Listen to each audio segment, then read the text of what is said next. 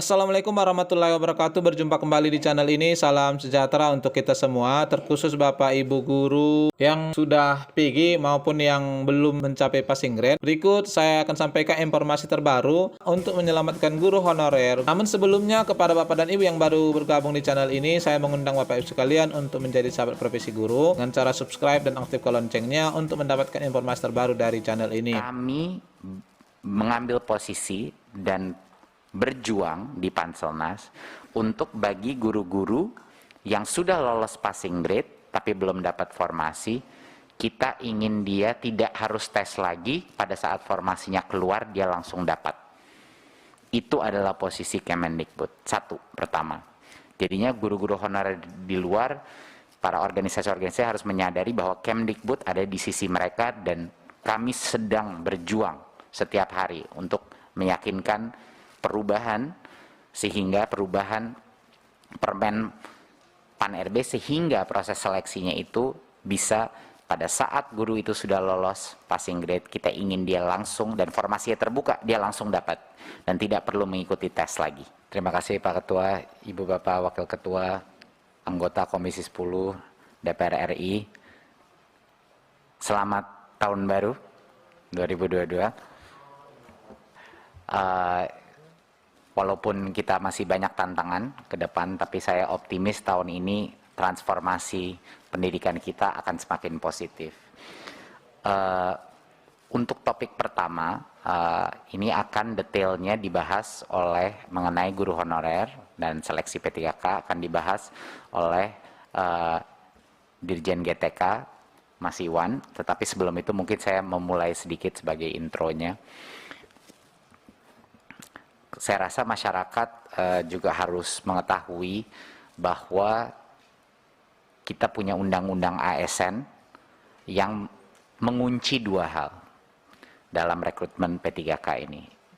Yang pertama, undang-undang ASN itu mengunci bahwa baik dari pihak swasta maupun negeri harus diberikan kesempatan untuk masuk dalam seleksi guru.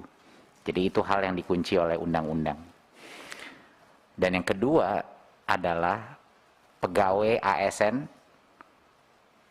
harus bekerja di dalam organisasi pemerintahan. Jadi ini dua hal yang memang dikunci oleh undang-undang ASN. Tetapi saya mengerti bahwa ada dua isu besar. Satu isu yang terbesar adalah beberapa guru yang tentunya yang lolos passing grade tapi tidak ada formasi. Ada isu kedua yaitu guru-guru yang mungkin lolos passing grade tetapi kalah dengan beberapa guru swasta dari sisi ranking.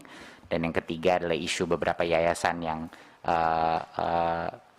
kehilangan guru. Ya, ini isu tiga ini. Nah, ini akan dibahas sama Mas Iwan, tapi sangat penting untuk masyarakat mengetahui bahwa Kemdikbud mengambil posisi yang sangat jelas di sini. Walaupun ini bukan keputusannya Kemdikbudristek, bahwa ini adalah keputusan Panselnas, di mana ada beberapa pihak, posisi Kemendikbudristek, kami ada di sisinya guru honorer. Artinya apa? Kami mengambil posisi dan berjuang di Panselnas untuk bagi guru-guru yang sudah lolos passing grade tapi belum dapat formasi, kita ingin dia tidak harus tes lagi, pada saat formasinya keluar dia langsung dapat. Itu adalah posisi Kemendikbud. Satu, pertama. Jadinya guru-guru honorer di luar, para organisasi-organisasi harus menyadari bahwa Kemdikbud ada di sisi mereka dan kami sedang berjuang setiap hari untuk meyakinkan perubahan, sehingga perubahan Permen Pan RB sehingga proses seleksinya itu bisa pada saat guru itu sudah lolos passing grade, kita ingin dia langsung dan formasinya terbuka, dia langsung dapat dan tidak perlu mengikuti tes lagi. Ya, itu yang pertama. Kita mengambil posisi yang sangat jelas untuk membela hak guru yang sudah lolos passing grade tetapi belum dapat formasi. Kedua, kami mengambil posisi yang sangat jelas juga, kami sedang memperjuangkan bahwa seluruh proses rekrutmen ini kami ingin pastikan memaksimalkan Afirmasi dalam bentuk apa? Afirmasi dalam bentuk kesempatan terbesar dan prioritas bagi guru di sekolah induknya. Itu adalah perjuangan kedua kita untuk memastikan dan memaksimalkan bahwa kita memberikan kesempatan terbesar dahulu bagi guru-guru honorer di sekolah-sekolah negeri di sekolah induknya dia, sehingga dia bisa mendapatkan kesempatan terbesar. Jadinya ini adalah dua hal yang sangat penting untuk dimengerti masyarakat dan para guru-guru honorer, bahwa Kemdikbudristek hadir di sisinya mereka. Ini sangat penting. Tetapi ini adalah keputusan bersama di Panselnas. Jadi mohon dukung kami dalam perjuangan ini, dan insya Allah kita akan mendapatkan terobosan, tapi kami akan terus berjuang untuk mencapai ini.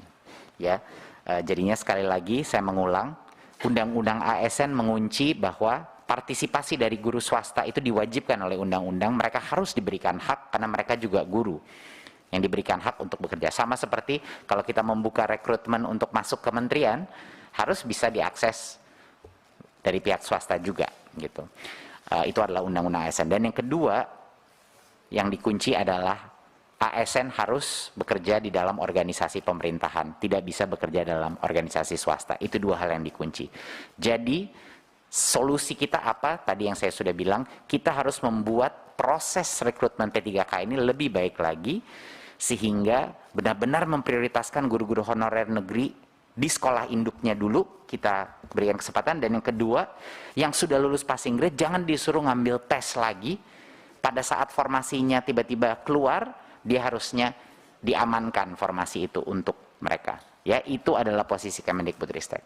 Poin saya terakhir sebelum saya berikan kepada Dirjen GTK adalah, Bapak Ibu, di tengah berbagai macam aspirasi dari masyarakat, janganlah kita lupa satu hal dan satu angka yang luar biasa. Hampir 300.000 guru di tahun 2021, guru honorer yang tadinya pendapatannya 400.000 sebulan, 500.000 sebulan, yang sengsara dengan gaji begitu kecil, sekarang telah menjadi P3K. 300.000. Kapan itu terakhir terjadi? Mungkin saya tidak, Bapak Ibu mungkin yang bisa lebih ingat, kapan itu terjadi?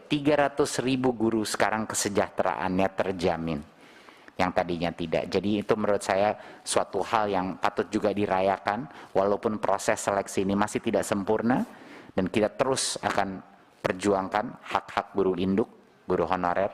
Tetapi angka 300.000 ini tidak kecil, dan ini akan merubah kehidupan dan kesejahteraan mereka selama-lamanya. Jadi ini merupakan hal yang mungkin patut diingat juga. Dengan demikian dari saya, mungkin bisa saya berikan ke Mas Iwan. Silakan Mas Iwan.